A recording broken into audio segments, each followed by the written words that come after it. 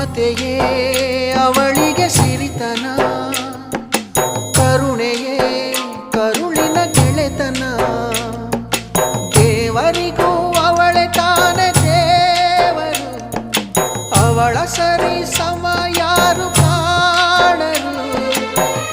ಅವಳ ಪ್ರೀತಿಯಲ್ಲಿ ಜಗವೇ ಬೆಳಗುವುದು.